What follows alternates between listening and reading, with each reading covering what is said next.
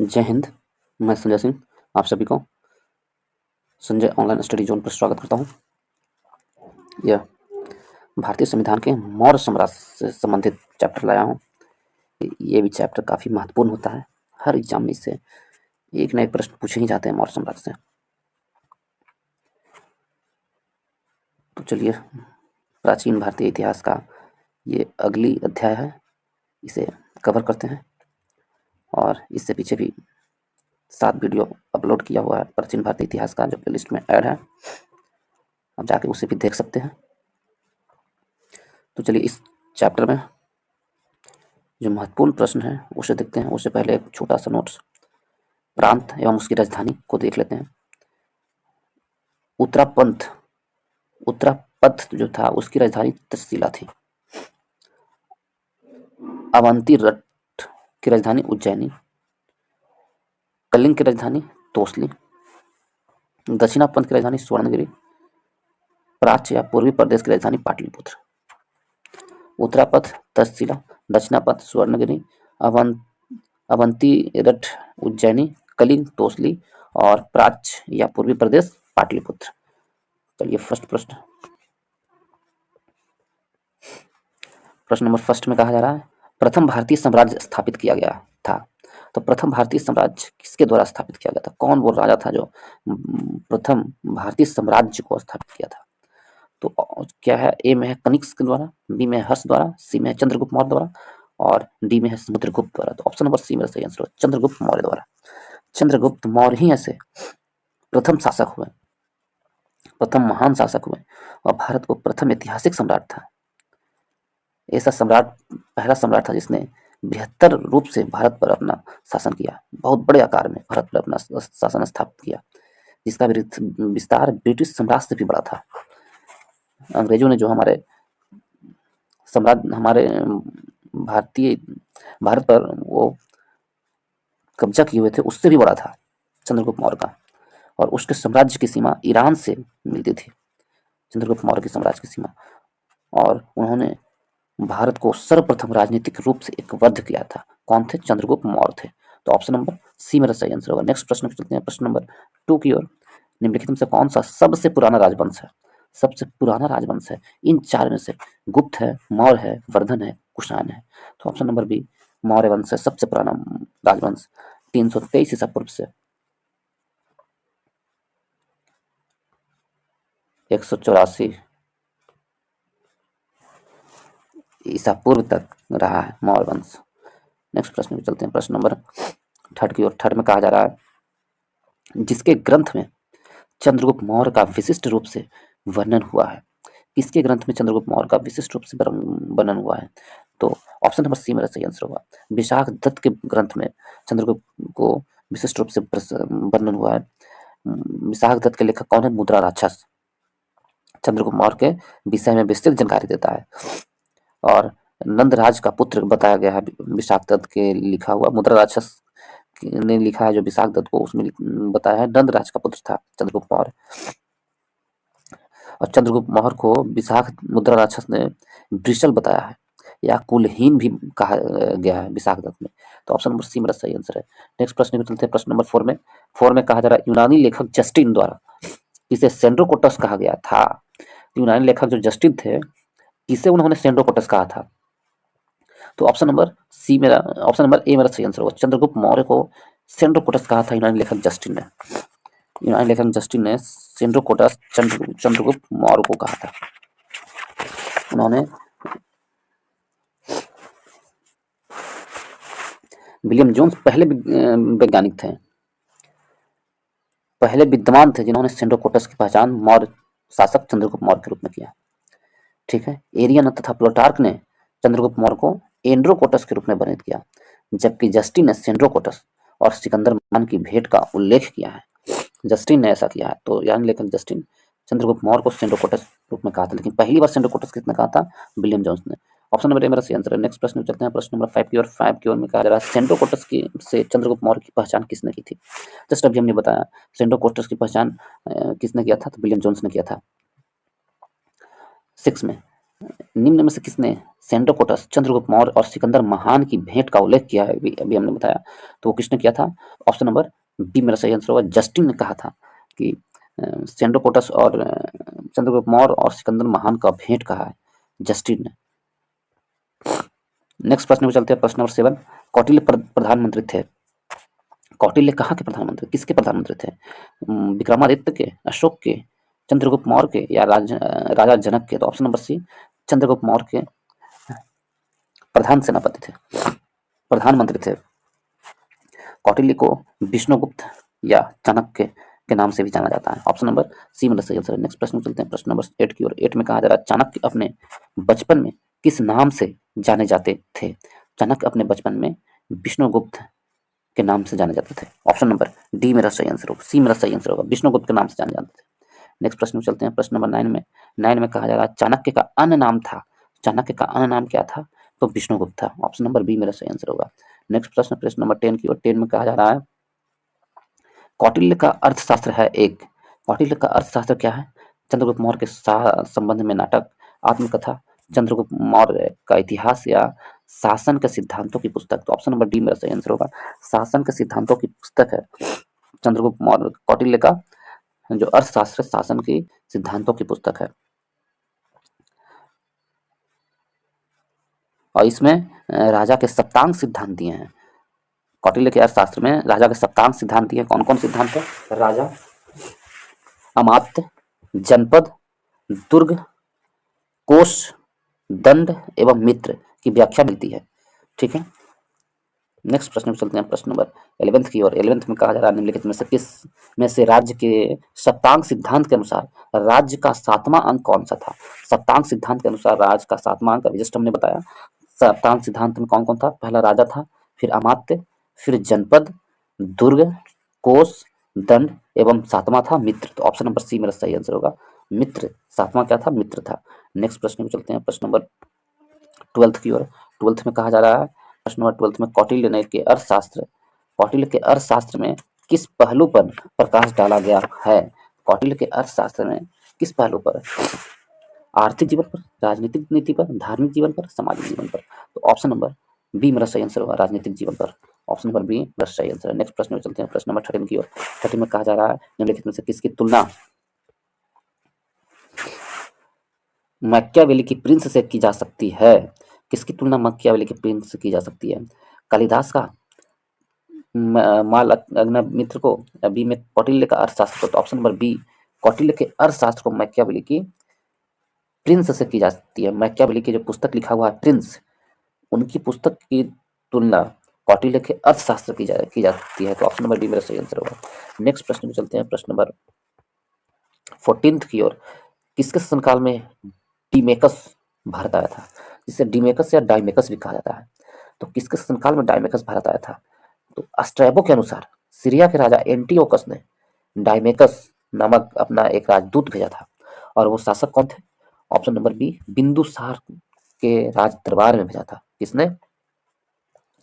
डाइमेकस, Syria के राजा Antiochus ने डाइमेकस नामक राजदूत भेजा था बिंदुसार के शासनकाल में, और वो मेगास्थनीक के स्थान पर आया था। ऑप्शन नंबर बी मेरा सही आंसर है। नेक्स्ट प्रश्न की ओर चलते हैं, प्रश्न नंबर 16 की ओर से 15 की ओर। 15 कहा जा रहा है, पाटलिपुत्र में स्थित चंद्रगुप्त का महल मुख्यतः बना था। तो चंद्रगुप्त का महल जो पाटलिपुत्र में बना हुआ था, किससे बना हुआ था? ईटा से, पत्थर का, लकड़ी का, मिट्टी का? तो ऑप्शन नंबर सी मेरा सही आंसर होगा, लकड़ी का बना हुआ था पाटलिपुत्र में स्थित चंद्रगुप्त मौर्य का महल। Option number C. नेक्स्ट प्रश्न में चलते हैं, प्रश्न नंबर, किस प्राचीन नगर के अवशेष कुम्भलहार स्थल से प्राप्त हुआ है? किस नगर का अवशेष कुम्भलहार स्थल से प्राप्त हुआ है? वैशाली, पाटलिपुत्र, कपिलवस्तु, श्रावस्ती? तो ऑप्शन नंबर बी मेरा सही आंसर होगा, पाटलिपुत्र से अवशेष कुम्भलहार स्थल का प्राप्त हुआ। नेक्स्ट प्रश्न में चलते हैं, प्रश्न नंबर 17 की ओर। बुलंदीबाग प्राचीन था स्थान था, किसका प्राचीन स्थान था बुलंदीबाग? तो बुलंदीबाग था जो पाटलिपुत्र का प्राचीन स्थान था। बुलंदीबाग पाटलिपुत्र का प्राचीन स्थान था। ऑप्शन नंबर बी मेरा सही आंसर है। नेक्स्ट प्रश्न पूछ सकते हैं, प्रश्न नंबर 18 की ओर। 18 में कहा जा रहा है, निम्नलिखित में से किस मौर्य राजा ने दक्कन की विजय प्राप्त की थी? दक्कन पर विजय प्राप्त की थी, कौन मौर्य राजा था? तो वो दक्कन पर विजय प्राप्त करने वाला वो राजा कौन था? क्या अशोक था, चंद्रगुप्त था, बिंदुसार था, कुणाल था? तो ऑप्शन नंबर बी मेरा सही आंसर होगा, वो अशोक चंद्रगुप्त मौर्य था, जो दक्कन पर विजय प्राप्त करने वाला राजा था, चंद्रगुप्त मौर्य। नेक्स्ट प्रश्न में चलते हैं, प्रश्न नंबर 19 की ओर। 19 में कहा जा रहा है, मालवा, गुजरात और महाराष्ट्र किस शासक ने पहली बार जीता था? मालवा, गुजरात और महाराष्ट्र को किस शासक ने पहली बार जीता था? हर्ष ने, स्कंदगुप्त ने, विक्रमादित्य ने या चंद्रगुप्त मौर्य ने? तो ऑप्शन नंबर बी, डी मेरा सही आंसर होगा। चंद्रगुप्त मौर्य ने मालवा, गुजरात और महाराष्ट्र को जीतने वाला पहला शासक कौन था? चंद्रगुप्त मौर्य था। नेक्स्ट प्रश्न को चलते हैं। 20 नंबर प्रश्न में कहा है, अभिलेख जिससे यह प्रमाणित होता है कि चंद्रगुप्त का प्रभाव पश्चिम भारत पर था। कौन से अभिलेख से यह प्रमाणित होता है कि चंद्रगुप्त का प्रभाव पश्चिम भारत में से था? कलिंग अभिलेख शिलालेख, अशोक का गिरनार शिलालेख, रुद्रदामन का जुन्नागढ़ शिलालेख, अशोक का सुपारा शिलालेख? तो इसमें आंसर क्या होगा? ऑप्शन नंबर सी मेरा सही आंसर होगा। रुद्रदामन के जुन्नागढ़ अभिलेख से यह प्राप्त होता है कि चंद्रगुप्त मौर्य का प्रभाव पश्चिम भारत पर था। रुद्रदामन के जुन्नागढ़ अभिलेख तो 150 ईस्वी के ईस्वी से लिखा हुआ है। और अनार्थ और सौराष्ट्र, यानी सौराष्ट्र कहते हैं गुजरात के प्रदेश में, चंद्रगुप्त मौर्य ने प्रांतीय राज्यपाल पुष्यगुप्त द्वारा सिंचाई के बांध के निर्माण का उल्लेख मिलता है। किसके द्वारा? उसकी प्रांतीय राज्यपाल था चंद्रगुप्त मौर्य का पुष्यगुप्त, उनके द्वारा सिंचाई के बांध का निर्माण का उल्लेख प्राप्त होता है रुद्रदामन के जुन्नागढ़ अभिलेख से। तो ऑप्शन नंबर सी मेरा सही आंसर है। नेक्स्ट प्रश्न में चलते हैं, प्रश्न नंबर 21 की ओर। गुजरात चंद्रगुप्त मौर्य के साम्राज्य में सम्मिलित था, यह प्रमाणित होता है।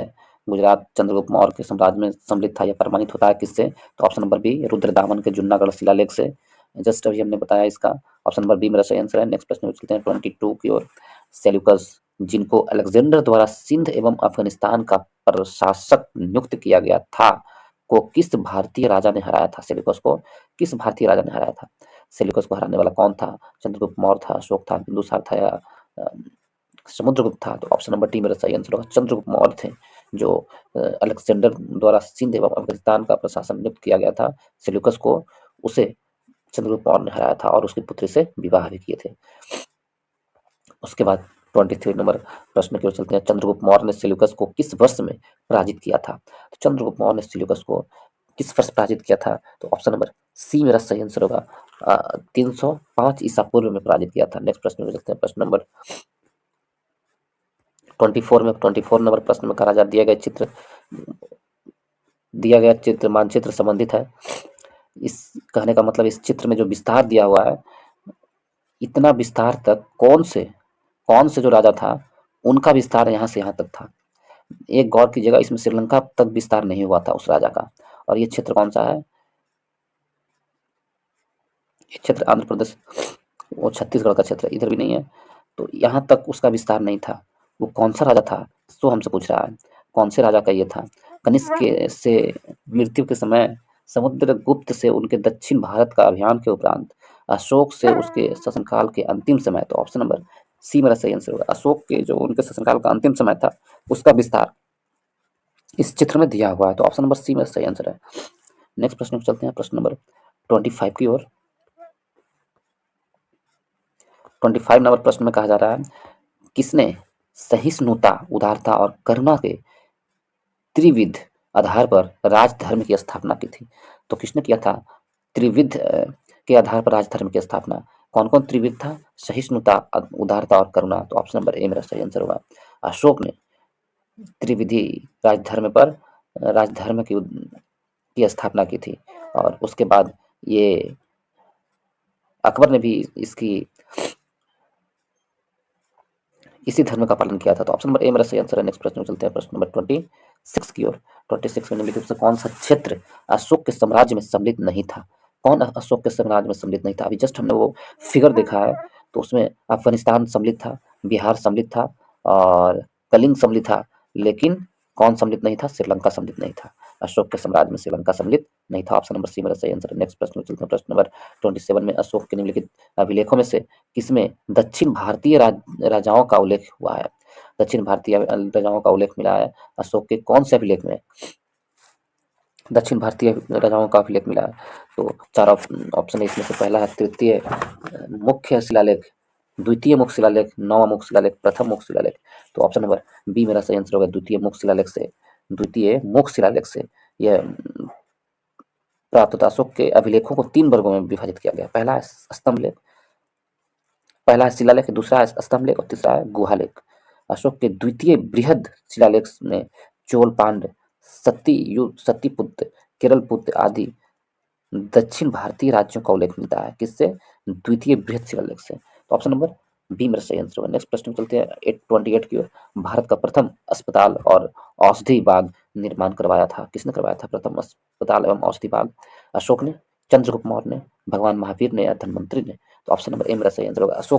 अशोक ने यह व्यवस्था करवाने वाले पहले शासक थे। ऑप्शन नंबर ए मेरा सही आंसर है। नेक्स्ट प्रश्न में चलते हैं प्रश्न नंबर 29 की ओर।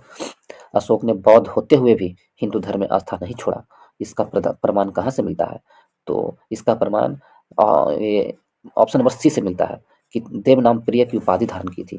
ऑप्शन नंबर सी से यह प्रमाण मिलता है। ऑप्शन नंबर सी मेरा सही आंसर है। नेक्स्ट प्रश्न में चलते हैं प्रश्न नंबर 30 में कहा जा रहा है निम्नलिखित में से किस स्रोत में अशोक के राज्यपाल की तृतीय बौद्ध समिति होने का उल्लेख मिलता है? तृतीय बौद्ध समिति होने का उल्लेख अशोक के राज्यकाल में किस स्रोत से ऐसा प्राप्त होता है तृतीय बौद्ध समिति होने का? तो ऑप्शन नंबर 4 अभिलेख दिए हैं, उसमें से अशोक के अभिलेख दीपवंश है और 3 में महावंश है और 4 में दिव्यदान वंश। तो इसका आंसर क्या होगा? तो दीपवंश और महावंश से मुझे प्राप्त होता है, दीपवंश और महावंश से प्राप्त होता है कि अशोक ने अपने राज्यकाल में तृतीय बौद्ध समिति करवाया था। तो 2 और 3 किसमें? ऑप्शन नंबर बी में है। तो ऑप्शन नंबर बी मेरा सही आंसर होगा। नेक्स्ट प्रश्न में चलते हैं प्रश्न नंबर 31 की ओर। 31 में कहा जा रहा है अशोक के शासनकाल में बौद्ध सभा किस नगर में आयोजित की गई थी? तो अशोक के शासनकाल में बौद्ध सभा जो तृतीय बौद्ध समिति थी वो पाटलिपुत्र में आयोजित की गई थी। ऑप्शन नंबर बी मेरा सही आंसर है। नेक्स्ट प्रश्न में चलते हैं प्रश्न नंबर 32 की ओर। 32 में कहा जा रहा है मौर्य शासक बौद्ध धर्म के अनुयायी थे। मौर्य शासक बौद्ध धर्म के अनुयायी थे। कौन कौन मौर्य शासक थे जो बौद्ध धर्म के अनुयायी थे? तो बौद्ध धर्म के अनुयायी 2 मौर्य शासक थे, एक अशोक थे और एक दशरथ थे। तो ऑप्शन नंबर 2 और 4 किसमें है? तो ऑप्शन नंबर 2 और 4 डी में है। तो ऑप्शन नंबर डी मेरा सही आंसर होगा। बौद्ध धर्म के अनुयायी कौन कौन थे? अशोक और दशरथ। ऑप्शन नंबर डी मेरा सही आंसर है। नेक्स्ट प्रश्न में चलते हैं प्रश्न नंबर 23 में। 23 में कहा जा रहा है 33 में कहा जा रहा है रज्जुक थे। रज्जुक क्या थे? चोल राजा में व्यापारी थे, मौर्य शासन में अधिकारी थे या गुप्त साम्राज्य में सामंत वर्ग थे? डी में कह रहा है शक सेना के अधिकारी थे। ऑप्शन नंबर बी मेरा सही आंसर है। रज्जुक मौर्य शासन में अधिकारी थे। कौन थे? रज्जुक। तो मौर्य शासन में अधिकारी थे रज्जुक। नेक्स्ट प्रश्न में चलते हैं प्रश्न नंबर 34 की ओर। 34 में कहा जा रहा है स्वार्थवाह किसे कहते हैं? स्वार्थवाह क्या था? तो स्वार्थवाह किसे कहा जाता है अशोक के शासनकाल में? स्वार्थवाह का मतलब क्या होता है? सो हमसे पूछा जा रहा है। स्वार्थवाह है जो व्यापारियों के काफिले को कहा जाता था। स्वार्थवाह, व्यापारियों के काफिलों को स्वार्थवाह कहा जाता था, दलालों को नहीं, व्यापारियों के काफिले को स्वार्थवाह कहा जाता है। अशोक के तृतीय शिलालेख में 3 पदाधिकारियों के नाम उल्लेखित है। 3 पदाधिकारी कौन कौन है? एक है युक्ति, दूसरा है रज्जुक और तीसरा है प्रादेशिक। ठीक है, ऑप्शन नंबर बी मेरा सही आंसर होगा। नेक्स्ट प्रश्न में चलते हैं 35 की ओर। 35 में कहा जा रहा है निम्नलिखित में से कौन सा अधिकारी मौर्य साम्राज्य पर शासन का नहीं था? तो 3 अभी हमने बताया, तो कौन इसमें से नहीं था? रज्जुक था, युक्ति था और प्रादेशिक है, लेकिन अग्रग्राही नहीं है। तो ऑप्शन नंबर ए मेरा सही आंसर होगा। इस प्रश्न का 35 का ऑप्शन नंबर ए मेरा सही आंसर है। अग्रहारिका हारिक नहीं है, युक्ति, रज्जुक और प्रादेशिक था। युक्ति तृतीय शिलालेख से, अशोक के तृतीय शिलालेख से 3 पदाधिकारियों का नाम होता है। 3 पदाधिकारी हैं। एक है युक्ति। युक्ति कौन होता था? तो युक्ति ये जिले के अधिकारी होते थे, ये राजस्व वसूल करते थे, युक्ति कराते थे। और रज्जुक, रज्जुक कौन होते? ये पहले केवल राजस्व विभाग का ही कार्य करते थे, किंतु अब उन्हें न्यायिक अधिकार भी प्रदान कर दिया गया है, उसे रज्जुक कहते थे। पारदेशिक, प्रादेशिक यह मंडल का प्रधान अधिकारी था, यह वर्तमान में संभागीय आयुक्त की तरह था, इसे न्याय का भी कार्य करना पड़ता था। तो ऑप्शन नंबर सी, ऑप्शन पारदर्शिक के बारे में जानकारी हो गया। तो इसके अनुसार ऑप्शन नंबर ए मेरा सही आंसर है। ये अशोक के अधिकारी नहीं थे, अग्रहारिका नहीं था। नेक्स्ट प्रश्न में चलते हैं प्रश्न नंबर 36 की ओर। 36 में कहा जा रहा है सारनाथ स्तंभ का निर्माण किया था। सारनाथ स्तंभ का निर्माण किसने किया था? हर्षवर्धन ने, अशोक ने, गौतम बुद्ध ने या कनिष्क ने? तो ऑप्शन नंबर बी मेरा सही आंसर होगा। अशोक ने सारनाथ स्तंभ का निर्माण किया था? ऑप्शन नंबर बी मेरा सही आंसर होगा। सारनाथ स्तंभ है जो कहाँ पर है, उसके शीर्ष पर, स्तंभ के शीर्ष पर उत्तर प्रदेश में है और अशोक ने निर्माण किया था। और सारनाथ स्तंभ के शीर्ष पर सिंह का आकृति बनी है जो शक्ति का प्रतीक है। इस प्रतीक को भारत सरकार ने अपने प्रतीक चिन्ह के रूप में लिया है। स्तंभ मौर्य युगीन वस्तु कला का सबसे अच्छा उदाहरण है। ठीक है, और ये चुनार के बलुए पत्थर से बनाए गए हैं। ऑप्शन नंबर डी मेरा सही आंसर होगा। नेक्स्ट प्रश्न पे चलते हैं, प्रश्न नंबर 37 की ओर। 37 में कहा जा रहा है, 37 प्रश्न में निम्नलिखित में से किसे सर्वश्रेष्ठ स्तूप माना गया है? अभी जस्ट बताया सर्वश्रेष्ठ स्तूप किसे माना गया है। सारनाथ को सर्वश्रेष्ठ स्तूप माना गया है। अशोक के सारनाथ स्तूप को सर्वश्रेष्ठ स्तूप के रूप में माना गया है। Option number C, option number sorry दोस्तों, सर्वश्रेष्ठ स्तूप किसे माना गया है? ऑप्शन नंबर सी नहीं होगा, ऑप्शन नंबर सी ही होगा। सांची स्तूप होगा, डी नहीं होगा। सांची स्तूप को सर्वश्रेष्ठ स्तूप माना गया है। स्थापत्य कला का दृष्टिकोण से सांची के स्तूप सर्वश्रेष्ठ माना गया है। सांची मध्य प्रदेश के रायसेन जिले में स्थित है। इसका निर्माण अशोक ने ही करवाए थे। तो ऑप्शन नंबर सी मेरा सही आंसर होगा। नेक्स्ट प्रश्न में चलते हैं, प्रश्न नंबर 38 की ओर। 38 में कहा जा रहा है सांची का स्तूप किस शासक ने बनवाया था? तो सांची का स्तूप अशोक ने बनवाया था। ऑप्शन नंबर बी मेरा सही आंसर होगा। मध्य प्रदेश के रायसेन जिले में है। 39 में है, 39 में सांची का स्तूप किसने बनवाया था? तो अशोक ने बनवाया था। ऑप्शन नंबर डी मेरा सही आंसर है। नेक्स्ट प्रश्न, प्रश्न नंबर 40 की ओर। 40 में मैच करना है, इसे हम लोग देखते हैं। स्थान और स्मारक मानक मानक शेष है, तो देखिए थोड़ा सा छोटा और कर दें तो चारों ऑप्शन हो जाएगा। देख लिया जाए। कौशाम्बी, कौशाम्बी में क्या है, कुशीनगर में क्या है, सारनाथ में क्या है, श्रावस्ती में क्या है? तो हमें पता क्या है, सारनाथ। सारनाथ में कौन सा धमेक स्तूप, धमेक स्तूप कहाँ है? सारनाथ में है। ठीक है, धमेक स्तूप सारनाथ में स्थित है। तो ऑप्शन नंबर सी किस किस में है, देख लीजिए। सी का एक किस किस में है, सी का एक सी में भी है और डी में भी है। ठीक, इससे मुझे आंसर स्पष्ट नहीं हो रहा है, फिर देखते हैं। उसके बाद श्रावस्ती, श्रावस्ती में क्या है? सहेत महेत, श्रावस्ती में सहेत महेत। तो डी का 4 ऑप्शन नंबर सी में है। इस प्रकार आंसर हमारा सी होगा। और कौशाम्बी का कहाँ होगा?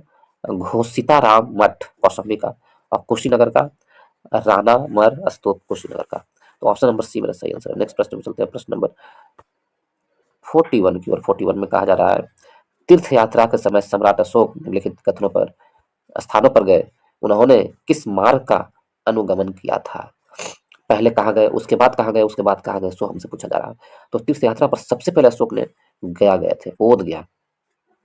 उसके बाद लुम्बिनी गए, उसके बाद नहीं, बोध गया के बाद कुशीनगर गए। पहले गया गए, फिर कुशीनगर दूसरे स्थान पर, तीसरे स्थान पर लुम्बिनी गए, उसके बाद कपिल वस्तु, उसके बाद सारनाथ, ठीक 5वें स्थान पर है। उसके बाद श्रावस्ती 6ठे स्थान पर है। तो मेरा आंसर क्या होगा? 1 3 4 2 5 6, 1 3 4 2 5 6, 1 3 4 2 5 6। ऑप्शन नंबर बी मेरा सही आंसर है। ऑप्शन नंबर बी मेरा सही आंसर है। सबसे पहले अशोक ने कुशी गया में गए, उसके बाद कुशीनगर, उसके बाद लुम्बिनी, उसके बाद कपिल वस्तु, उसके बाद सारनाथ, और उसके बाद श्रावस्ती। लास्ट स्थान, 6ठा स्थान था उनका श्रावस्ती। तो ऑप्शन नंबर बी मेरा सही आंसर होगा। नेक्स्ट प्रश्न में चलते हैं, प्रश्न नंबर 42 में। अशोक के शिलालेखों में प्रयुक्त भाषा है, अशोक के शिलालेखों में प्रयुक्त भाषा क्या है? संस्कृत, पाली, प्राकृत या हिंदी? तो अशोक के शिलालेखों में प्रयुक्त भाषा प्राकृतिक है। ऑप्शन नंबर बी मेरा सही आंसर है, प्राकृतिक है। नेक्स्ट प्रश्न में चलते हैं, प्रश्न नंबर 43 की ओर। निम्नलिखित में से कौन सा अशोक कालीन अभिलेख खरोष्टी लिपि में है? अशोक कालीन अभिलेख कौन सा जो खरोष्टी लिपि में है? कालसी, गिरनार, सहवाजगढ़ी या मेरठ? तो ऑप्शन नंबर सी मेरा सही आंसर होगा। सहवाजगढ़ी अभिलेख है अशोक का, जो किसमें है? खरोष्टी लिपि में। ऑप्शन नंबर सी मेरा सही आंसर है। नेक्स्ट प्रश्न में चलते हैं, प्रश्न नंबर 42 44 की ओर। पत्थर पर प्राचीनतम शिलालेख किस भाषा में था? तो पत्थर पर प्राचीनतम शिलालेख है जो किस भाषा में लिखी हुई थी? तो वो पाली में था, संस्कृत में था, प्राकृतिक में था या ब्राह्मी में था? तो ऑप्शन नंबर सी मेरा सही आंसर होगा। प्राकृतिक भाषा में पत्थर पर प्राचीनतम शिलालेख लिखा हुआ। नेक्स्ट प्रश्न में चलते हैं, प्रश्न नंबर 45 की ओर। 45 में कहा जा रहा है ब्राह्मी लिपि का प्रथम उद्वाचक किस पर उत्कीर्ण अक्षरों से किया गया है? किस पर ब्राह्मी लिपि का उद्वाचन किया गया है पहली बार? तो 4 ऑप्शन है। पत्थर की पट्टियों पर, मोहरों पर, स्तंभों पर या सिक्कों पर। तो पत्थर की पट्टियों पर, ऑप्शन नंबर ए मेरा सही आंसर होगा। ब्राह्मी लिपि का प्रथम उद्वाचन किया गया था पत्थर की पट्टियों पर, ऑप्शन नंबर ए मेरा सही आंसर है। नेक्स्ट प्रश्न में चलते हैं 46 की ओर। इसमें कहा जा रहा है अशोक के शिलालेख को सर्वप्रथम किसने पढ़ा था? अशोक के शिलालेख को सर्वप्रथम पढ़ने वाला कौन था? तो option number C James Prinsep थे अशोक के शिलालेख को पढ़ने वाला। नेक्स्ट प्रश्न, प्रश्न नंबर 47, अशोक के अभिलेखों को सर्वप्रथम किसने पढ़ा था? ऑप्शन नंबर ए मेरा सही आंसर है, जेम्स प्रिंसेप ने पढ़ा था। फिर 48 में ब्राह्मी लिपि को सर्वप्रथम किसने पढ़ा था? तो वो भी था जेम्स प्रिंसेप ने, ऑप्शन नंबर डी मेरा सही आंसर होगा। 48 का भी ऑप्शन नंबर डी मेरा सही आंसर है। नेक्स्ट प्रश्न को चलते हैं प्रश्न नंबर 49 की ओर। 49 में कहा जा रहा है अशोक के शिलालेखों को पढ़ने वाला प्रथम अंग्रेज कौन था? तो जेम्स प्रिंसेप था, ऑप्शन नंबर डी। ये भी इसका भी आंसर होगा option number D, James Prinsep था अशोक के शिलालेखों को पढ़ने वाला। नेक्स्ट प्रश्न में चलते हैं प्रश्न नंबर 50 की ओर। 50 में सम्राट अशोक के राजा देशों का सबसे पहले विकुटन या डिसाइफर किसने किया था? तो वो कौन था? तो option number B James Prinsep था, ऑप्शन नंबर बी मेरा सही आंसर होगा। नेक्स्ट प्रश्न में चलते हैं प्रश्न नंबर 51 में। वह स्थान जहां अशोक प्राक अशोक ब्राह्मी लिपि का पता चला है, कौन सा स्थान है जहां ब्राह्मी लिपि का पता चला है? तो ये स्थान का नाम पूछा, नागार्जुन कोंडा था, अनुराधापुर था, या ब्राह्मगिरी था, या मास्की था? तो ऑप्शन नंबर डी मेरा सही था, अनुराधापुर जो था अशोक के ब्राह्मी लिपि का पता चलता है अनुराधापुर। अनुराधापुर श्रीलंका में पड़ता है। नेक्स्ट प्रश्न की ओर चलते हैं प्रश्न नंबर 52 की ओर। 52 में कहा रहा प्राचीन भारत में निम्नलिखित में से कौन सी एक लिपि दाईं ओर से बाईं ओर लिखी जाती थी? प्राचीन भारत में कौन सी लिपि थी दाईं ओर से, यहाँ से इधर की ओर लिखी जाती थी? ठीक है, दाईं ओर से बाईं ओर। अभी हम लोग कौन ब्राह्मी लिपि जो लिखते हैं इधर से इधर की ओर लिखते हैं, तो कौन सी लिपि थी जो दाईं से बाईं ओर लिखी जाती थी? तो ऑप्शन नंबर सी मेरा सही आंसर होगा, खरोष्टी लिपि। खरोष्टी लिपि थी जो दाईं ओर से बाईं ओर लिखी जाती थी। ठीक है, नेक्स्ट प्रश्न में चलते हैं प्रश्न नंबर 52 की ओर। 53 की ओर। 53 में कहा जा रहा है अशोक का अपने शिलालेखों में सामान्यतः जिस नाम से उल्लेख हुआ है वह है। तो किस नाम से अशोक के अपने शिलालेखों में प्रदर्शित किया गया है? तो ऑप्शन नंबर डी प्रियदर्शी के नाम से। किस नाम से? प्रियदर्शी के नाम से। अशोक के अभिलेखों में सर्वत्र उसे देव नाम प्रिय या देवाना प्रियदर्शी, देवताओं का प्रिय अथवा देखने में सुंदर देव नाम प्रियदर्शी, राजा आदि के नाम की गई है उपाधियों से संबोधित किया गया है। पुराणों में उसे अशोक वर्धन कहा गया है। अशोक को पुराणों में अशोक वर्धन कहा गया है। तो ऑप्शन नंबर डी मेरा सही आंसर है। नेक्स्ट प्रश्न में चलते हैं प्रश्न नंबर 54 की ओर। 54 में कहा रहा अभिलेखों में किस शासक का उल्लेख प्रियदर्शी एवं देव नाम प्रिय के रूप में किया गया है? तो वो शासक कौन है? ऑप्शन नंबर बी मेरा सही आंसर है, अशोक है वो शासक। नेक्स्ट प्रश्न में चलते हैं प्रश्न नंबर 55 में। निम्नलिखित वक्तव्यों में से कौन सा एक वक्तव्य अशोक के प्रस्तर स्तंभों के बारे में गलत है? कौन सा स्तंभ गलत है? इन पर बढ़िया पॉलिश है, सही है। ये अखंड है, सही है, बर्बाद नहीं हो सकता। स्तंभों पर सैफ्ट है, सुंडाकार है, सही है। ये पत्थर ये स्थापत्य रचना के भाग है, अशोक के जो ये है स्थापत्य रचना के भाग है, क्या ये सही है? तो ऑप्शन नंबर डी मेरा सही नहीं है। हमसे गलत कौन पूछा है? तो ऑप्शन नंबर डी गलत है। इस प्रकार ऑप्शन नंबर डी ही हमारा सही आंसर है, क्योंकि प्रश्न में पूछा है कौन गलत है, तो ऑप्शन नंबर डी गलत है। ये स्थापत्य संरचना के भाग है, ऑप्शन नंबर डी गलत है। नेक्स्ट प्रश्न में चलते हैं प्रश्न नंबर 57 की ओर। 57 में कहा जा रहा है निम्नलिखित में से किस एक अभिलेख में अशोक के व्यक्तिगत नाम का उल्लेख मिलता है? तो अशोक के व्यक्तिगत नाम का उल्लेख किसमें मिलता है? वह कौन सा अभिलेख है उसमें मिलता है? तो वह ऑप्शन ए में कालसी है, बी में रुम्मीदेई है, सी में विशिष्ट कलिंग राजदेश है, या डी में मास्की है? तो अशोक के मास्की अभिलेख से यह प्रमाण मिलता है, मास्की से, कि व्यक्तिगत रूप से अशोक का नाम उल्लेखित किया गया है। ऑप्शन नंबर डी मेरा सही आंसर। नेक्स्ट प्रश्न में चलते हैं 57 की ओर। 57 नंबर प्रश्न में कहा निम्नलिखित अभिलेखों में से किस लेख में अशोक का नाम उल्लेखित है? किस लेख में अशोक का नाम उल्लेखित है? भब्रू अभिलेख में, 13वां शिलालेख में, रुम्मीदेई स्तंभ लेख में, या मास्की का लघु शिलालेख में? तो ऑप्शन नंबर डी मेरा सही आंसर होगा। अशोक का अशोक नाम दिया गया है किसमें? मास्की के लघु शिलालेख में। मास्की के लघु शिलालेख में अशोक का नाम अशोक दिया गया है। यह हमसे प्रश्न किया था, ऑप्शन नंबर डी मेरा सही आंसर। नेक्स्ट प्रश्न में चलते हैं 58 की ओर। निम्नलिखित में किसमें अशोक का नाम उल्लेख हुआ है? फिर वही है, अशोक का नाम किसमें उल्लेख हुआ? गुजरात में, अहरोरा में, ब्राह्मगिरी में, सारनाथ में। तो ऑप्शन नंबर ए गुजरात में अशोक का नाम उल्लेख किया। ऑप्शन नंबर ए मेरा सही आंसर होगा। मैं यहाँ पर बता दूं, उसमें से अभी तक अभिलेख के 40 से अधिक अभिलेख प्राप्त हो चुके हैं। अशोक के 40 से अधिक अभिलेख प्राप्त हो चुके हैं। उसमें से मास्की अभिलेख, गुजरा अभिलेख, नेत्तूर एवं उडेगोलम के लेखों में अशोक का व्यक्तिगत नाम भी मिलता है। व्यक्तिगत नाम मतलब अशोक का अशोक नाम मिलता है किस किस में? ये 4 अभिलेख काफी इंपॉर्टेंट है, आपको याद रखना होगा। मास्की अभिलेख, गुर्जरा अभिलेख, नेत्तुर अभिलेख और उडेगोलम का जो अभिलेख है, इन चारों अभिलेख में अशोक का व्यक्तिगत रूप से अशोक नाम मिलता है। तो ऑप्शन नंबर ए मेरा सही आंसर होगा। 3 तरह से ये क्वेश्चन पूछ चुका है। अशोक का रुम्मीदेय स्तंभ संबंधित है। अशोक का रुम्मीदेय स्तंभ किससे संबंधित है? बुद्ध के जन्म से, बुद्ध के ज्ञान प्राप्ति से, बुद्ध के प्रथम उपदेश से या बुद्ध के शरीर त्याग से। तो ऑप्शन नंबर ए मेरा सही आंसर होगा। बुद्ध के जन्म से अशोक के रुम्मीदेय अभिलेख का संबंध है। ठीक है, नेक्स्ट प्रश्न को चलते हैं। प्रश्न नंबर 60 की ओर। 60 में कहा जा रहा है गुर्जरा अभिलेख लघु शिलालेख जिसमें अशोक का नाम उल्लेख किया गया है, कहाँ स्थित है? तो गुजरा अभिलेख जो है वो कहाँ स्थित है? उत्तर प्रदेश के मिर्जापुर जिले में, मध्य प्रदेश के दतिया जिले में, राजस्थान के जयपुर में और बिहार के चंपारण में। तो ऑप्शन नंबर बी मेरा सही आंसर है। गुर्जरा अभिलेख है जो मध्य प्रदेश के दतिया जिले में स्थित है। ऑप्शन नंबर बी सही आंसर है। नेक्स्ट प्रश्न में चलते हैं 61 में। केवल वह स्तंभ जिसमें अशोक ने स्वयं को मगध का सम्राट बताया है, कौन से स्तंभ में अशोक ने स्वयं को मगध सम्राट बताया है कि मैं मगध सम्राट हूँ? कौन से स्तंभ लेख में बताया है? मास्की का लघु स्तंभ, रुम्मीदेय स्तंभ, क्वीन स्तंभ या भाब्रुक स्तंभ? तो ऑप्शन नंबर डी सही होगा। भाब्रुक स्तंभ में अशोक ने अपने आप को क्या बताया है?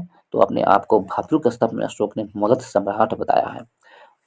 ऑप्शन नंबर डी मेरा सही आंसर है। नेक्स्ट प्रश्न में चलते हैं। प्रश्न नंबर 62।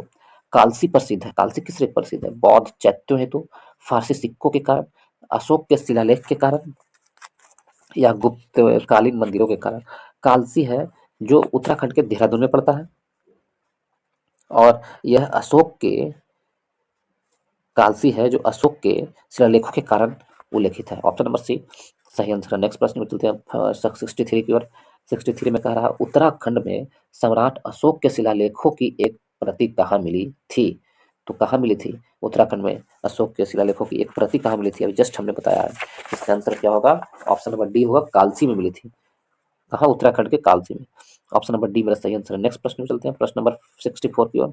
64 में कहा जा रहा है कलिंग युद्ध की विजय तथा क्षतियों का वर्णन अशोक के किस शिलालेख रॉक एडिक्ट में है? तो कलिंग युद्ध का जो विजय उन्होंने किया था उसका उत्कीर्ण उन्होंने अशोक ने शिलालेख 13 में किए हैं। 13th शिलालेख में किए हैं। ऑप्शन नंबर डी मेरा सही आंसर होगा। ऑप्शन नंबर डी सही आंसर है। 64 का ऑप्शन नंबर डी सही आंसर होगा। 13वें शिलालेख में यह उत्कीर्ण किया था। ठीक है, यह शासनकाल शासन के 8वें वर्ष अर्थात 261 ईसा पूर्व घटित हुई थी। कलिंग कलिंग विजय जो हुआ था अशोक का, वो अपने जो शपथ ग्रहण किए थे राज्य बनने के रूप में, उसके 8वें वर्ष में यह घटित हुआ था। ऑप्शन नंबर डी मेरा सही आंसर है। नेक्स्ट प्रश्न हो जाते हैं 65 की ओर। कलिंग युद्ध का विवरण हमें ज्ञात होता है, तो कलिंग युद्ध का विवरण हमें 13वें शिलालेख के द्वारा ज्ञात होता है। ऑप्शन नंबर ए मेरा सही आंसर है। नेक्स्ट प्रश्न पे चलते हैं। प्रश्न नंबर 66 की ओर। अशोक के निम्न अभिलेखों में से पूर्ण रूपेण धार्मिक सहिष्णुता के प्रति समर्पित कौन सा अभिलेख था? धार्मिक सहिष्णुता के प्रति कौन सा अभिलेख था? ये 4 ऑप्शन दिए हुए हैं। इसमें से शिलालेख 13, शिलालेख 12, स्तंभ लेख 7 और भाब्रू शिलालेख लघु शिलालेख से। तो ऑप्शन नंबर बी मेरा सही आंसर होगा। शिलालेख 12 में दिखाया गया है कि संपूर्ण रूपेण धार्मिक सहिष्णुता के प्रति समर्पित थे अशोक। ऑप्शन नंबर बी मेरा सही आंसर है। नेक्स्ट प्रश्न में चलते हैं। प्रश्न नंबर 67 में अशोक के जो प्रमुख शिलालेख संगम राज्य के विषय में हमें बताते हैं, उनमें सम्मिलित है। संगम राज्य के बारे में बताते हैं अशोक के कौन से शिलालेख से? 2 ऑप्शन यहाँ है, 1 से 10, 1 से 11 या 2 से 13 या 2 से 14। तो ऑप्शन नंबर सी मेरा सही आंसर होगा। 2 से 13 शिलालेखों में अशोक अशोक के शिलालेखों में संगम राज्यों के चोल, पांड्य, सत्यपुत, केरलपुत सहित ताम्रपर्णी जो श्रीलंका में के राजा थे का सूचना मिलती है अशोक के 2 से 13वें शिलालेख तक। ऑप्शन नंबर सी सही आंसर है। नेक्स्ट प्रश्न में चलते हैं, प्रश्न नंबर 68 की ओर। 68 में कहा जा रहा है कि निम्नलिखित में से किस दक्षिण राज्य का उल्लेख अशोक के अभिलेख में नहीं है? किस दक्षिण राज्य का उल्लेख अशोक के शिलालेख में नहीं है? तो दक्षिणी राज्य कौन कौन था? एक चोल था, पांड्य था, सी में सत्यपुत था और डी में सातवाहन था। सातवाहनों का उल्लेख आपको अशोक के शिलालेख में नहीं मिलेगा। ऑप्शन नंबर डी में सही आंसर है।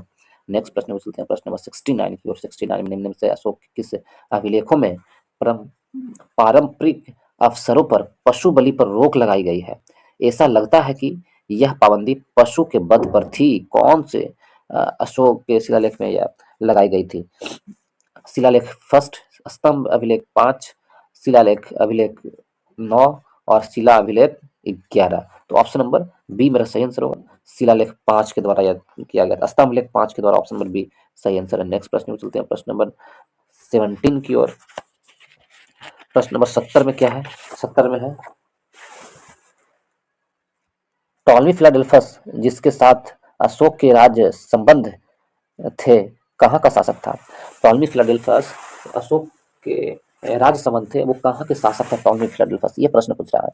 तो वो कहाँ का शासक था? मिस्र के शासक था Ptolemy Philadelphus. Option number B मेरा सही आंसर होगा, मिस्र का था। नेक्स्ट प्रश्न को चलते हैं, प्रश्न नंबर 17 की ओर। अशोक का समकालीन तुर्मय कहाँ का राज्य था? जो तुर्मय था अशोक के समय में, वो कहाँ का राजा था? तो वह भी मिस्र का राजा था, तुर्मय। नेक्स्ट प्रश्न में चलते हैं, प्रश्न नंबर 472। निम्नलिखित में से किस राजवंश के शासकों के सुदूर देशों जैसे सीरिया एवं मिस्र के साथ राजकीय संबंध थे? वो कौन राजवंश था? तो राजवंश था ऑप्शन नंबर सी मौर्य वंश का। मौर्य वंश का सीरिया और मिस्र से संबंध थे। नेक्स्ट प्रश्न में चलते हैं, प्रश्न नंबर 73 की ओर। 73 में कहा जा रहा है निम्नलिखित प्राचीन भारतीय अभिलेखों में से कौन सा एक खदान कौन से देश के संकट काल में उपयोग हेतु सुरक्षित रखने के बारे में प्राचीनतम शाही आदेश है? शाहगौर के ताम्रपत्र, अशोक का रूमी देश थे, प्रयाग प्रशस्ति, डी में चंद्र का मेहरौली स्तंभ शिलालेख। तो इसमें से ऑप्शन नंबर ए मेरा सही होगा, सहगौरा ताम्र पत्र में दर्शाया गया। ऑप्शन नंबर ए मेरा सही है। नेक्स्ट प्रश्न पे चलते हैं, 74 में। 74 प्रश्न है, अशोक ने कलिंग में मौर्य साम्राज्य में जोड़ लिया था, सही है। और कलिंग दक्षिण भारत को जाने वाले भारतीय समुद्री मार्गों का नियंत्रित करता था। तो ए भी सही है और आर भी सही है और इसकी व्याख्या भी करता है। ऑप्शन नंबर ए मेरा सही आंसर होगा। नेक्स्ट प्रश्न में चलते हैं, प्रश्न नंबर 75 की ओर। 75 में कहा जा रहा है कि मौर्य कालीन शासकों ने धार्मिक आधार पर भू अनुदान नहीं दिए थे। तो क्या ये सही है? धार्मिक आधार पर भू अनुदान नहीं दिए थे? तो ये बिल्कुल सही है, धार्मिक आधार पर नहीं दिए थे क्योंकि वो सातवाहनों के समय में स्टार्ट हुआ था। भू अनुदान के विरुद्ध कृषकों ने विद्रोह किया था, तो ये गलत है। तो ऑप्शन नंबर सी मेरा सही आंसर होगा। केवल ए सही है जबकि आर गलत है। नेक्स्ट प्रश्न की ओर 76 की ओर। 76 में कहा जा रहा है प्रसिद्ध यूनानी राजदूत मेगास्थनीज भारत में किसके दरबार में आए थे? मेगास्थनीज किसके दरबार में आए थे? कहाँ के थे? यूनानी राजदूत थे मेगास्थनीज। तो मेगास्थनीज थे जो किसके राज दरबार में आए थे? ये प्रश्न पूछा है। अशोक के, हर्षवर्धन के, चंद्रगुप्त मौर्य या हेमू के? तो ऑप्शन नंबर सी मेरा सही आंसर होगा। चंद्रगुप्त मौर्य के शासनकाल में ईरानी राजदूत मेगास्थनीज आए थे। ऑप्शन नंबर सी मेरा सही आंसर है। नेक्स्ट प्रश्न में चलते हैं, किसके शासनकाल में मेगास्थनीज भारत आया था?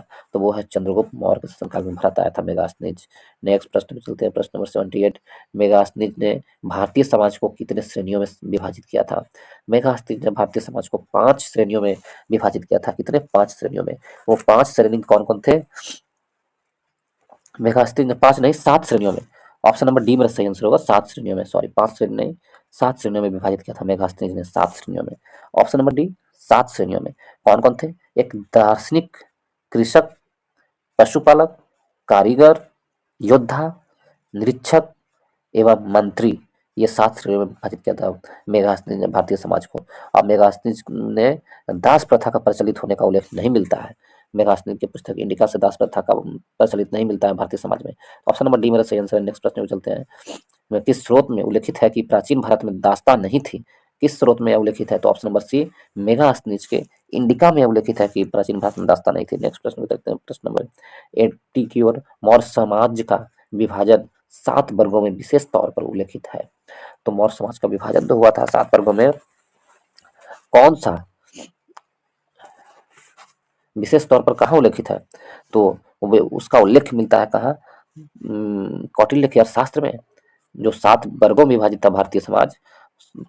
अशोक के अर्थशास्त्र में था क्या, कौटिल्य के, या अशोक के शिलालेख में, और पुराणों में, और डी में है मेगास्थनीज के इंडिका में। तो ऑप्शन नंबर डी मेरा सही आंसर होगा, मेगास्थनीज के इंडिका ने, मेगास्थनीज के इंडिका ने। नेक्स्ट प्रश्न में चलते हैं 81 की ओर। मौर्य काल में टैक्स को छुपाने के लिए इनमें से क्या दंड दिया जाता था? तो मौर्य काल में यदि टैक्स को छुपाते थे तो उसे सीधे मृत्यु दंड दिया जाता था। ऑप्शन नंबर ए मेरा सही आंसर होगा। नेक्स्ट प्रश्न को चलते हैं, प्रश्न नंबर 82 की ओर। 82 में कहा जा रहा है वह स्रोत जिसमें पाटलिपुत्र के प्रशासन का वर्णन उपलब्ध है। पाटलिपुत्र के प्रशासन का वर्णन उपलब्ध है, वह कौन सा स्रोत है? दिव्य वदान, अर्थशास्त्र, इंडिका, या अशोक के शिलालेख है? तो ऑप्शन नंबर सी मेरा सही आंसर, ऑप्शन नंबर सी मेरा सही आंसर होगा, इंडिका। इंडिका में यह वर्णन मिलता है। ऑप्शन नंबर सी, पाटलिपुत्र के प्रशासन का वर्णन इंडिका में। नेक्स्ट प्रश्न में चलते हैं, प्रश्न नंबर 83 में निम्नलिखित में से कौन स्रोत मौर्य के नगर प्रशासन का विस्तृत विवरण प्रस्तुत करता है? मौर्य के नगर प्रशासन का विस्तृत विवरण प्रस्तुत करता है, तो इसका भी आंसर क्या होगा? इसका भी आंसर ऑप्शन नंबर बी होगा, मेगास्थनीज की इंडिका या प्रकाशित करता है। नेक्स्ट प्रश्न में चलते हैं 84 की ओर। 84 प्रश्न में कहा जा रहा है मेगास्थनीज किस पुस्तक का नाम क्या था? मेगास्थनीज की पुस्तक का नाम क्या था? तो मेगास्थनीज की पुस्तक का नाम इंडिका था। ऑप्शन नंबर डी मेरा सही आंसर होगा, इंडिका था। नेक्स्ट प्रश्न पे चलते हैं, प्रश्न नंबर 85 की ओर। 85 में इंडिका का मूल लेखक कौन है? तो इंडिका का मूल लेखक मेगास्थनीज थे। यूनानी लेखक कौन है? मेगास्थनीज। इंडिका के लेखक कौन है? तो मेगास्थनीज। नेक्स्ट प्रश्न पे चलते हैं, प्रश्न नंबर 86 की ओर। इंडिका के लेखक कौन है? फिर से प्रश्न पूछा है तो मेगास्थनीज है। नेक्स्ट प्रश्न, इंडिका के लेखक कौन है? तो वो भी मेगास्थनीज है। ऑप्शन नंबर डी मेरा सही आंसर होगा। नेक्स्ट प्रश्न पे चलते हैं, वर्तमान नगर पालिका प्रशासन का कौन सा कार्य मौर्य काल से जारी है, आज तक भी हो रहा है? नाप तौल के बांटों का निरीक्षण, वस्तुओं की कीमतें निर्धारित करना, जन्म एवं मृत्यु पंजीकरण बनाना, शिल्पकारों को संरक्षण। तो ऑप्शन नंबर सी मेरा सही आंसर होगा, जन्म एवं मृत्यु का पंजीकरण करना, ये नगर पालिका का कार्य है, वो आज भी इसी का कार्य है। ऑप्शन नंबर सी मेरा सही है, 88 का। नेक्स्ट प्रश्न में चलते हैं, प्रश्न नंबर 89 में। 89 में कह रहा मौर्य नरेश के बारे में निम्नलिखित कथनों में से कौन सा सही है? उन्हें विकास किया गया था। संस्कृत कला एवं साहित्य, सोने के सिक्के, प्रांतीय विभाजन, या हिंदू कुश तक साम्राज्य, कौन कौन था? तो इसका आंसर क्या होगा? इसका आंसर एक हो संयुक्त रूप से संस्कृति, कला व साहित्य ये था, ठीक है। उसके बाद प्रांतीय विभाजन ये भी था, एसी। उसके बाद हिंदू कुश तक उनका साम्राज्य विस्तार था, ये भी था। बी नहीं था, A C D, option number D में सही है, ए सी डी। नेक्स्ट प्रश्न में चलते हैं, प्रश्न नंबर 19 की ओर। 19 में भाग एवं बलि थे, भाग एवं बलि क्या थे? सैनिक विभाग था, राजस्व के स्रोत थे, धार्मिक अनुष्ठान था, या प्रशासकीय विभाग था? भाग और बलि थे, राजस्व के स्रोत थे। ऑप्शन नंबर बी मेरा सही आंसर होगा। नेक्स्ट प्रश्न की ओर चलते हैं, प्रश्न नंबर 91 की ओर। 91 में कहा जा रहा है कि मौर्य काल में भूमि कर, जो कि राज्य की आय का मुख्य स्रोत था, किस अधिकारी द्वारा एकत्रित किया जाता था? कौन अधिकारी एकत्रित करता था? राज्य के भूमि कर जो होता था वो अशोक अग्रनुमाई, शुल्काध्यक्ष, सीताध्यक्ष, या अग्राध्यक्ष? तो 91 का आंसर होगा सीताध्यक्ष। सीताध्यक्ष है जो कृषि भूमि का अध्यक्ष होता था, वही भूमि का कर वसूलने में कार्य करता था। जबकि एग्रोनोमाई जिले के अधिकारियों की को कहा जाता था, एग्रोनोमाई जिले के अधिकारियों को कहा जाता था। शुक्लाध्यक्ष विभिन्न प्रकार के व्यवसाय एवं व्यापारियों का व्यापार कर वसूलता था, शुक्लाध्यक्ष व्यापार कर वसूलता था। और अक्राध्यक्ष अक्राध्यक्ष खानों का नियंत्रण करता था, अक्राध्यक्ष।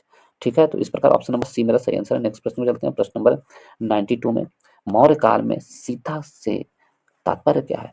तो मौर्य काल में सीता से तात्पर्य है राज्य की भूमि से प्राप्त आय, राजकीय भूमि से प्राप्त आय सीता का अर्थ होता है मौर्य काल में। 92 के आंसर क्या होगा?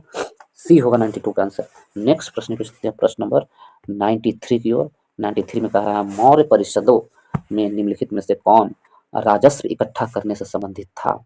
मौर्य परिषदों में निम्नलिखित में से कौन राजस्व इकट्ठा करने से संबंधित था? समाहर्ता, व्यवहारिका, अंतपाल या प्रतिष्ठा? तो कौन होगा? ऑप्शन नंबर ए मेरा सही आंसर है समाहर्ता। समाहर्ता था जो मौर्य परिषदों में राजस्व इकट्ठा करता था। ऑप्शन नंबर ए समाहर्ता मौर्य परिषदों में समाहर्ता जो था राजस्व इकट्ठा करता था। ठीक है। अंतपाल सीमा रक्षक था। अंतपाल कौन था? सीमा रक्षक। अंतपाल यानी अंत में जो सीमा होता था वहां पर रक्षा करने वाला। सीमावर्ती दुर्ग को देखभाल करता था। जो अंतपाल था सीमा रक्षक व सीमावर्ती दुर्ग को देखभाल करता था। ठीक है। और प्रतिष्ठित कौन था? प्रतिष्ठा, प्रतिष्ठा था जो विषयों का कमिश्नरियों का प्रशासक था। विषयों का कमिश्नरियों का प्रशासक था प्रतिष्ठा। तो ऑप्शन नंबर ए मेरा सही आंसर होगा। नेक्स्ट प्रश्न में चलते हैं 94 की ओर। निम्नलिखित में से कौन मौर्यवीन अधिकारी तौलमान का प्रभारी था? तौलमान का प्रभारी कौन मौर्यवीन था? तो वो था पोताध्यक्ष या पन्नाध्यक्ष, सीताध्यक्ष, सुन्नाध्यक्ष। तो ऑप्शन नंबर ए मेरा सही आंसर होगा। पोताध्यक्ष था जो माप तौल का देख रेख करता था। ऑप्शन नंबर ए मेरा सही आंसर है। पोताध्यक्ष तौल मान की प्रभारी था और पन्नाध्यक्ष वाणिज्य विभाग तथा सुन्नाध्यक्ष बुच्चड़ खाने के प्रभारी था। पन्नाध्यक्ष वाणिज्य विभाग और सुन्नाध्यक्ष बुच्चड़ खाने और सीताध्यक्ष जानते ही हैं भूमि के राजस्व कर जो कृषि से संबंधित जो अध्यक्ष होता था वो। ऑप्शन नंबर सी मेरा सही आंसर। नेक्स्ट प्रश्न को चलते हैं, प्रश्न नंबर 95। पंकोदक सन्निरोधे मौर्य प्रशासन द्वारा लिए जाने वाला जुर्माना था। किस प्रकार का ये जुर्माना था? पंकोदक सन्निरोधे, यह जुर्माना पानी के पीने के पानी को गंदा करने पर, बी में सड़क पर कीचड़ फैलाने पर, डी में कूड़ा फेंकने पर और सी में कूड़ा फेंकने पर, डी में मंदिर को गंदा करने पर। तो ऑप्शन नंबर बी मेरा सही आंसर होगा। सड़क पर कीचड़ फैलाने पर पंदोकंद पंदोदक सन्निरोधे नामक कर लगाया जाता था या जुर्माना लगाया जाता था। ऑप्शन नंबर बी 95 का ऑप्शन नंबर बी मेरा सही आंसर होगा। नेक्स्ट प्रश्न में चलते हैं 96 की ओर। मौर्य काल में शिक्षा का सर्वाधिक प्रसिद्ध केंद्र था। तो मौर्य काल में शिक्षा का सबसे प्रसिद्ध केंद्र तक्षशिला था। ऑप्शन नंबर सी मेरा सही आंसर होगा। तक्षशिला था। नेक्स्ट प्रश्न को चलते हैं, प्रश्न नंबर 97 की ओर। कौटिल्य के अर्थशास्त्र के अनुसार मौर्यकालीन न्याय व्यवस्था में निम्नलिखित न्यायालय अस्तित्व में है। तो कौन कौन था? एक में कहा जा रहा है धर्मा महात्र, ठीक है। बी में धर्म स्थानीय, रज्जुक और कंटक शोधक। तो हमसे क्या पूछ रहा है? अर्थशास्त्र के अनुसार मौर्यकालीन न्याय व्यवस्था में न्याय अस्तित्व में था। तो मौर्यकालीन न्याय व्यवस्था में कौन कौन था और किसमें? अर्थशास्त्र के अनुसार धर्मास्थनीज और कंटक शोधन। 2 और 4 मेरा सही आंसर है। इस प्रकार ऑप्शन नंबर डी मेरा सही आंसर है, 2 और 4। नेक्स्ट प्रश्न को चलते हैं 98 की ओर। 98 में कहा जा रहा है कि भारत के सांस्कृतिक इतिहास के संदर्भ में इतिवृत्ति राजवंशी इतिहासों तथा वीर गाथाओं को कंठस्थ करना निम्नलिखित में से किसका व्यवसाय था? कंठस्थ करना ये किसका व्यवसाय था? श्रमण का, परिव्राजक का, अग्रहारिका का या मागध का? तो इसका ऑप्शन नंबर डी मेरा सही आंसर होगा। मागध का यह कार्य था। ऑप्शन नंबर डी सही आंसर। नेक्स्ट प्रश्न को चलते हैं 99 में। गांव के शासन को स्वायत्त शासी पंचायतों में के माध्यम से संचालित करने की व्यवस्था का सूत्रपात किसने दिया था?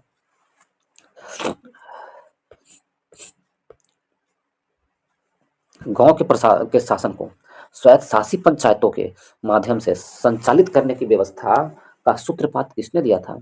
तो ऑप्शन नंबर डी मेरा सही आंसर होगा। मौर्य ने दिया था। किसने दिया था? मौर्यों ने दिया था। मौर्य राजवंशों ने दिया था ये। ऑप्शन नंबर डी मेरा सही आंसर है 99 का। नेक्स्ट प्रश्न में चलते हैं, प्रश्न नंबर 100 में कहा जा रहा है प्राचीन भारत के निम्नलिखित ग्रंथों में से किसमें पति द्वारा परित्याग पत्नी के लिए विवाह विच्छेद की अनुमति दी गई थी? तो किस में यह व्यवस्था की गई थी? कौन से ग्रंथ में यह व्यवस्था की गई थी कि पत्नी को विच्छेद होने पर पति उसे छोड़ विवाह विच्छेद की अनुमति दी हुई थी? परित्याग करने पर विवाह विच्छेद की किसमें दिया होता? ऑप्शन नंबर डी मेरा सही आंसर होगा। प्राचीन भारत के निम्नलिखित ग्रंथों में से किसमें पति द्वारा परित्याग पत्नी के विवाह विच्छेद की अनुमति दी गई थी? ऑप्शन नंबर डी सही आंसर है, अर्थशास्त्र में। 101 के निम्नलिखित में से किसमें पुनर्विवाह वर्जित है? किसमें पुनर्विवाह वर्जित था? जातक में, यज्ञ बालक में, ऑप्शन नंबर डी अर्थशास्त्र में या मनुस्मृति? किसमें होगा? तो ऑप्शन नंबर बी मेरा सही आंसर होगा। ऑप्शन नंबर बी 101 का आंसर होगा ऑप्शन नंबर बी, मनुस्मृति में वर्जित था, पुनर्विवाह वर्जित था मनुस्मृति में। स्त्रियां यदि पुरुष विदुर होता था तो उसे पुनर्विवाह के लिए अनुमति था, परंतु स्त्रियां विधवा होती थी तो उसे पुनर्विवाह वर्जित नहीं था। तो ऑप्शन नंबर बी मेरा सही आंसर है। नेक्स्ट प्रश्न में चलते हैं, प्रश्न नंबर 102 की ओर। विदेशियों को भारतीय समाज में मनु द्वारा दिया गया सामाजिक स्तर था क्षत्रियों का, ब्रात्य क्षत्रियों का, वैश्यों का या शूद्रों का? तो मनुस्मृति में विदेशियों को ब्रात्य क्षत्रियों का सामाजिक स्तर दिया था। ऑप्शन नंबर बी मेरा सही आंसर होगा। नेक्स्ट प्रश्न पर चलते हैं 103 की ओर। निम्नलिखित व्यक्ति भारत में किसी न किसी समय आए तो उनका आगमन का सही क्रम क्या है? देखिए, तो फहियान हित सिंह है, मेघास्तिनिज और हेनसांग है। यदि हम देखें मेघास्तिनिज किसके काल में आया, कार्यकाल में आया था? तो मेघास्तिनिज मौर्य काल, मौर्य चंद्रगुप्त मौर्य के समान। फाहियान चंद्रगुप्त तो के समय आए थे, द्वितीय के समय आए थे फाहियान, और फिर हेनसांग, और उसके बाद इत सिंह। ऑप्शन हम पहले मिला लेते हैं, 3 इसमें भी है, इसमें भी है, 3 के बाद 1 इसमें भी है, इसमें भी है। तो अब इसका आंसर क्या होगा? दोनों तो कठिन हो गया। तो इसके बाद हेनसांग को देखो, हेनसांग आया था जो इत सिंह से पहले आया था, वो हर्षवर्धन के समय में आया था, तो ये हर्षवर्धन के समय में आया था। तो इस प्रकार ऑप्शन नंबर बी मेरा सही आंसर होगा।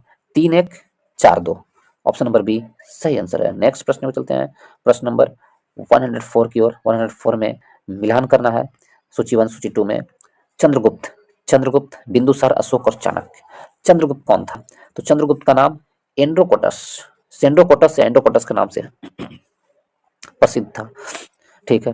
बिंदुसार अमित्र घात के नाम से प्रसिद्ध थे, और अशोक प्रियदर्शी के नाम से प्रसिद्ध थे, चाणक्य विष्णुगुप्त के नाम से प्रसिद्ध थे।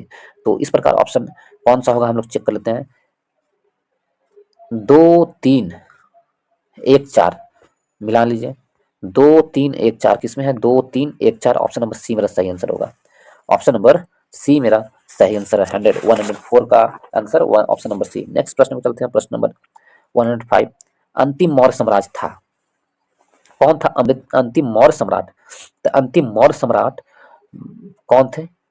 ऑप्शन नंबर डी मेरा सही आंसर होगा। बृहदर्थ से जो अंतिम मौर्य साम्राज्य थे, और इनका सेनापति पुष्यमित्र शुंग के द्वारा हत्या कर दिया गया था 184 ईसा पूर्व में, और वहीं पर शुंग वंश की स्थापना की गई थी। ऑप्शन नंबर डी मेरा सही आंसर है। नेक्स्ट प्रश्न में चलते हैं 106 की ओर। 6 में कहा जा रहा है, निम्नलिखित कथनों पर विचार कीजिए। अंतिम मौर्य शासक बृहदत्त की हत्या उसके प्रधान सेनापति पुष्यमित्र शुंग ने की थी। हाँ जी, ये सही है, बिल्कुल सही है। अंतिम शुंग से राजा देवभूति की हत्या उसके ब्राह्मण मंत्री वासुदेव कर्म ने की, और उसने राज सिंहासन हथिया लिया था। वासुदेव कर्म ने किया, उसका राज सिंहासन हथिया लिया था, ये भी सही है। और आंध्र ने कन्व राजवंश की अंतिम शासक को पदवंधित किया गया था, तो ये भी सही है। तो 1-2-3 तीनों कथन सही है। तो हमसे सही कथन पूछा है, तो 1-2-3 तीनों सही है। तो इस प्रकार ऑप्शन नंबर डी मेरा सही आंसर होगा। नेक्स्ट प्रश्न को चलते हैं 107 में। 107 में कहा जा रहा है, ईसवी तक से पूर्व की कुछ शताब्दियों में निम्नलिखित में से किन शासकों के गिरनार क्षेत्र में जल संसाधन व्यवस्था की ओर ध्यान किया गया था? कौन सा शासक था जो जल संसाधन व्यवस्था की ओर गिरनार क्षेत्र में, ये वैश्विक रूप से पूछ दिया है, गिरनार क्षेत्र में किसका ध्यान आकृष्ट हुआ था, ये हमसे पूछा गया है। तो वो कौन कौन शासक थे जिनका ध्यान आकृष्ट हुआ था गिरनार क्षेत्र में? तो क्या महापद्म नंद थे? नहीं, महापद्म नंद का गिरनार क्षेत्र में नहीं हुआ था। चंद्रगुप्त मौर्य थे? तो हाँ, चंद्रगुप्त मौर्य का हुआ था, ये जुन्नागढ़ अभिलेख से मिलता ही है, रुद्रदामन के जुन्नागढ़ अभिलेख से। और उसके बाद अशोक थे, तो हाँ अशोक भी थे इसमें सम्मिलित, तो अशोक भी हो जाएगा। रुद्रदामन नहीं। तो इस प्रकार ऑप्शन 2 और 3 सही होगा। 2 और 3 किसमें है? बी में है। तो ऑप्शन नंबर बी मेरा सही आंसर है। नेक्स्ट प्रश्न में चलते हैं, प्रश्न नंबर 108 की ओर। 108 में कहा जा रहा है, जल की आवश्यकता को ध्यान में रखते हुए जिस प्रथम शासक ने गिरनार क्षेत्र में एक झील का निर्माण करवाया वह था, कौन शासक था? जल की व्यवस्था आवश्यकता को ध्यान में रखते हुए जिस प्रथम शासक ने गिरनार क्षेत्र में एक झील का निर्माण करवाया वह कौन था? तो ए में है चंद्रगुप्त मौर्य, बी में अशोक, सी में रुद्रदामन और डी में स्कंदगुप्त। तो ऑप्शन नंबर ए मेरा सही आंसर होगा, चंद्रगुप्त मौर्य थे। ऑप्शन नंबर ए सही। नेक्स्ट प्रश्न में चलते हैं 109 की ओर।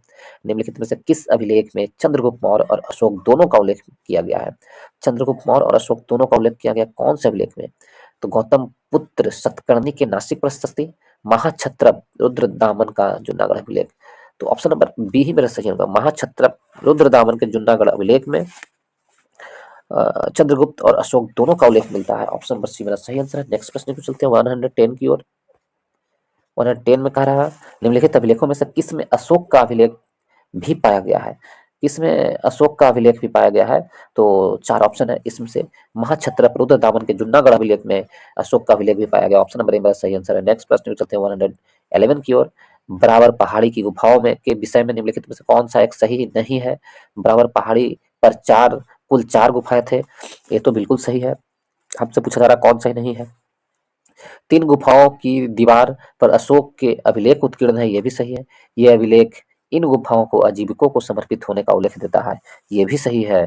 तो कौन सही नहीं है? चार ऑप्शन में से ऑप्शन नंबर डी सही नहीं होगा कि ये अभिलेख ईसा पूर्व 6ठी शताब्दी में हुई थी, ये गलत है। नहीं, ईसा पूर्व 3री शताब्दी में उत्कीर्ण किए गए थे ये अभिलेख।